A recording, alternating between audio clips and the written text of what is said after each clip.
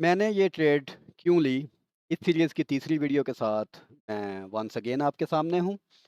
तो आज की ट्रेड है ब्रिटिश पाउंड और कैनेडियन डॉलर के पेयर की और मैं आपको सब कुछ इसके मुतल्लक एक्सप्लेन करूँगा कि मैंने ये ट्रेड क्यों ली। तो चलते हैं अपने चार्ट की तरफ और चार्ट पे हम सबसे पहले जो हमारा बेस टाइम फ्रेम है उसको देखते हैं और बेस टाइम फ्रेम है हमारा हमेशा की तरह डेली। और हम डेली और 15 मिनट के कॉम्बिनेशन के साथ हमेशा ट्रेड लेते हैं।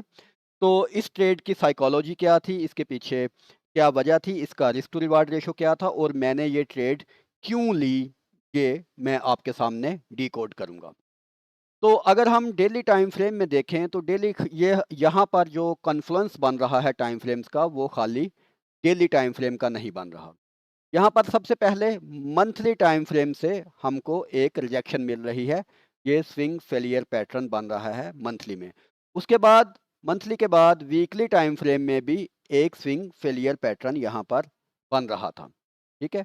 अब मंथली और वीकली दोनों ही अपनी लिक्विडिटी स्वीप कर चुके थे और प्राइस के नीचे जाने के चांसेस काफ़ी ज़्यादा बढ़ चुके थे, क्योंकि बड़े टाइम फ्रेम की रिजेक्शन का मतलब है कि बड़े लेवल पर प्राइस की रिट्रेसमेंट या रिवर्सल।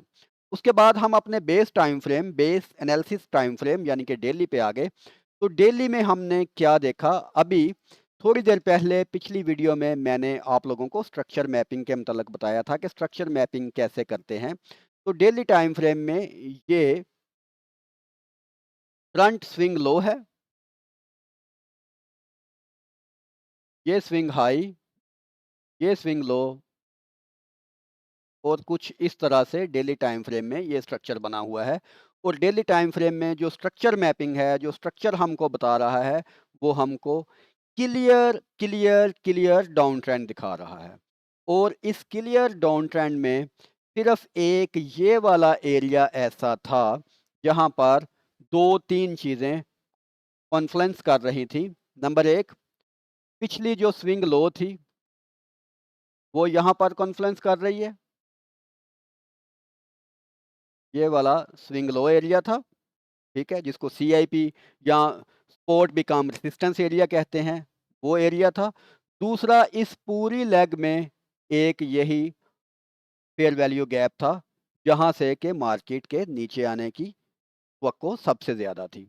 जब मार्केट इस फेयर वैल्यू गैप को टच किया तो हमने देखा कि यहाँ पर हमको एक बहुत स्ट्रांग रिजेक्शन मिली है अगेन बुलिश साइड में।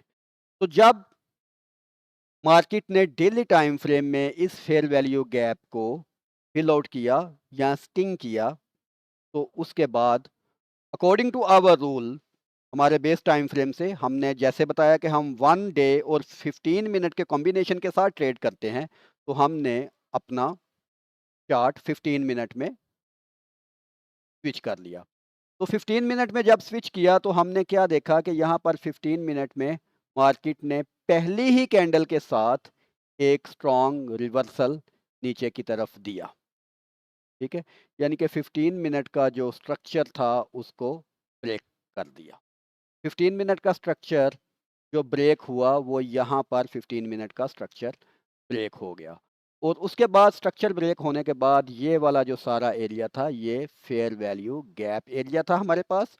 तो इस फेयर वैल्यू गैप एरिया को यहाँ पर मार्केट ने मिटिगेट किया और उसके बाद मार्केट यहाँ से अब नीचे जाने की प्रोबेबिलिटी मार्केट की काफ़ी ज़्यादा है। तो इस बेस पर मैंने ये ट्रेड ली और इस ट्रेड को मैं होल्ड करूँगा कहाँ तक? इस ट्रेड को मैं होल्ड करूँगा आगे आने वाले पॉइंट ऑफ इंटरेस्ट तक या आगे आने वाली सपोर्ट तक। तो ये वाली जो सपोर्ट है ये पॉसिबली यहाँ तक जाएगी। तो यहाँ से अगर मैं ट्रेड एग्जीक्यूट करूँ राइट नाउ, ये मेरा स्टॉप लॉस होगा और ये मेरा टीपी होगा और ये 1/9 रिस्क टू रिवार्ड रेशो के साथ मेरी ट्रेड होगी। तो आज की ट्रेड मैंने इसलिए ली।